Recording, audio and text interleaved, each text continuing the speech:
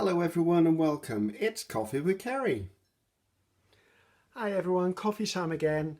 Now, if you're new to this channel and you're new to this playlist, just know that everything I'm here is just my layman's view of the world. I'm not here to offend you. I'm not here to argue with the world. I'm just here to raise a subject that maybe I think needs talking about or needs more awareness.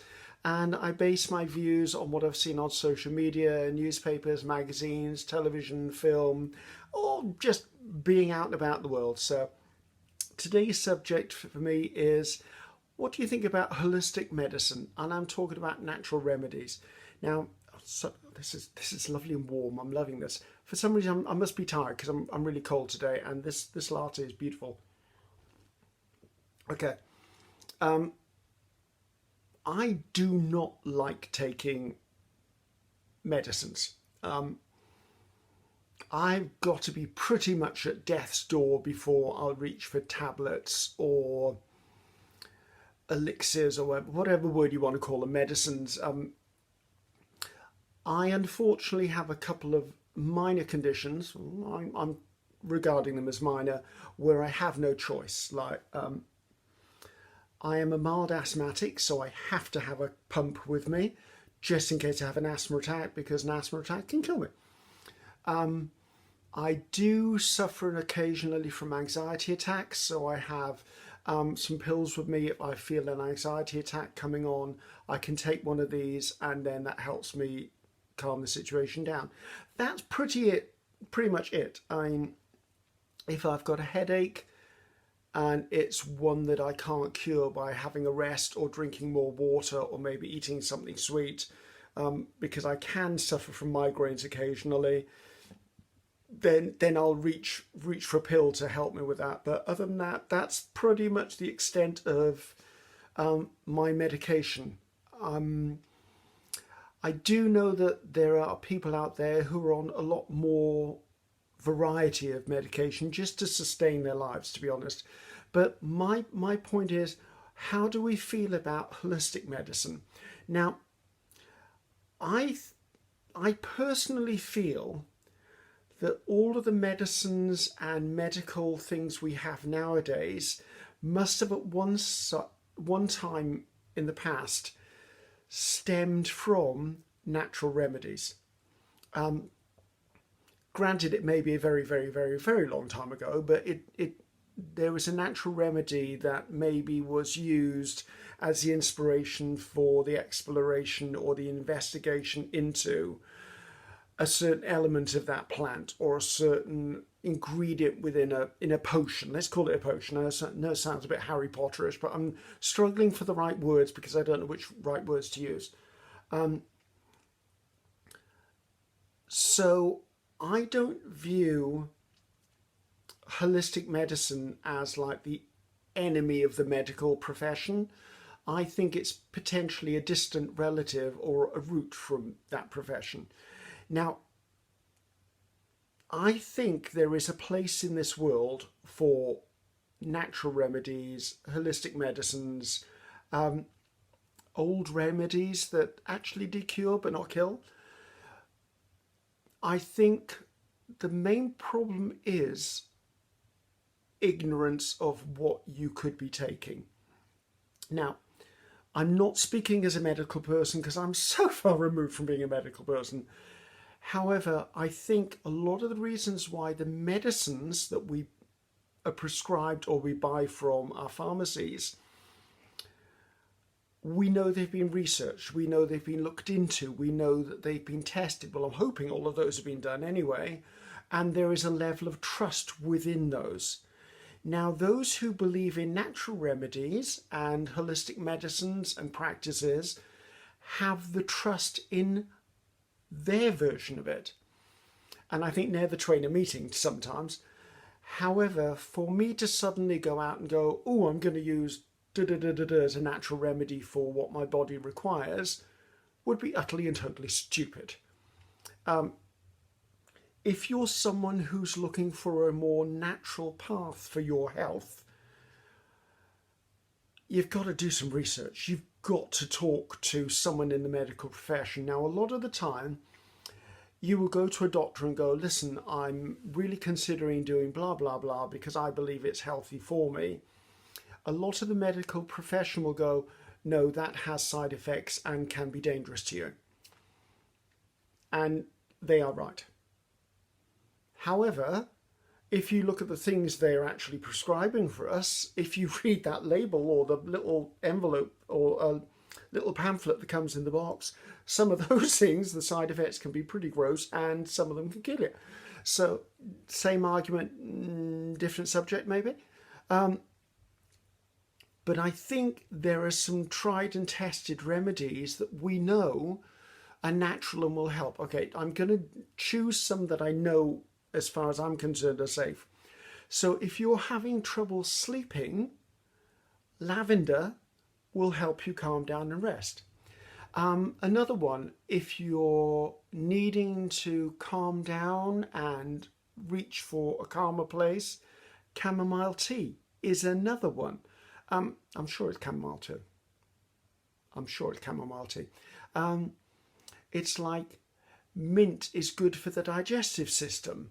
I mean, things like that. I mean, I'm not saying that, say you've got a life-threatening disease that you go, right, I can give up all of the treatments I'm on and I can go and take this and I'm going to be cured. I mean, that's not what I'm saying. But I think that maybe we are too used to reaching for something medical when actually there's something natural that would do the same thing. Even so far as habits, like how many of us actually drink enough water? I probably don't. I drink far too much coffee. And by giving the body enough water, then our body can function better. Also, how many of us are so reliant on filtered or bottled water that we're actually doing our body a disservice because maybe there's things in natural spring water that hasn't been processed or processed to get rid of all the impurities that we actually should be taking into our bodies. I'm struggling to find examples. So yogurt, my American friends. How many of us are now eating yogurt with natural cultures in them because we know that that actually aids our digestive system? It's not a medical thing. It's a natural thing. And our body requires it. And those who choose to do it are actually eating live cultures within the yogurt. So it's things like that. I'm like, how much are we reaching for this when actually we could be reaching for that? I know when I started to first experience migraines, I was told by someone to eat crystallized angelica. And angelica it's a plant-based thing. We used to use it in cake decorating. It used to be cut into little green triangles, and we used it for leaves back in the day. And they would say if you eat angelica, it's actually good for migraines. I don't know whether that's proven. I don't know whether that's true. I don't know. It's like if you're constipated, you need to get more fibre, or you need to eat licorice, or definitely sort out going to your doctor and double checking, because you don't want to put anything into your body that could potentially exacerbate or make something worse. But if there's a natural alternative, then maybe it's worth considering. So say you do go, let's see, what could be something? I can't think of something. Okay, say you go to your doctor and your sinuses are always blocking up. Now, it's not a sinus infection, it's just your sinuses are blocking up. And your doctor wants to put you on maybe a nose spray or a course of tablets permanently. Maybe there's a discussion to say, what about if I use eucalyptus oil and inhale that? What about if I do a steam bath? And by that, I mean, I remember as a kid when we were first struggling with my asthma, very often Mum would have a bowl of boiling water. I'd be bending my head over it. There'd be some eucalyptus in it or some Olbas oil, I think it was back then, or Vicks Vapor Rub is another one I remember Mum doing. And they put a towel over my head so I would be breathing in these fumes to try and help clear my lungs and my head. How many of those things are we just ignoring now, and we're instantly going for the nasal spray, which is that doing anything to the mucous membranes in your nose? Or is it okay to do it? Now, all of this, as I said, please, please, please, please, please do not get me wrong. I am not recommending any of these solutions. I am not telling you to do it. I'm not telling you not to do it. I'm just saying that should you consider alternative medicines? If you are, always do it under advice of medical people because they know what they can be. If you're going to do it, seriously look at established practitioners of this. I mean, don't go down, oh, my friend's got some ragwort growing in the garden, I'll just pull it out and eat that, it'll be fine. No.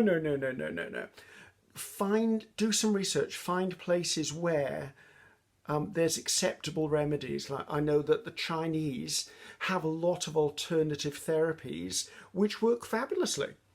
Some of them which are frowned upon by the medical industry, but you know what? It's at what point is maybe a solution the holistic medicine has, will that be tested and all of a sudden it's an acceptable practice, and before you know it, it's actually a medicine you get prescribed. So, I don't know. As with everything, I just want to raise a topic and see what we think about it, really. I mean, just for goodness sake, don't take any risks with your health. Research, and part of that research needs to be speak to a nurse, speak to a doctor, speak to a medical body, really find out what you want to do before you do it and make sure it's safe for you and your medical condition. But maybe we're reaching for medicines and pills and potions far too easily nowadays when they're actually natural remedies like sleep. Wow, that's a good remedy. Drinking more water. Just look at the natural things out there and maybe you'll find something that isn't slowly putting chemicals into your body that shouldn't really be there. So until next time, guys, have a good one. Take care. Bye-bye now.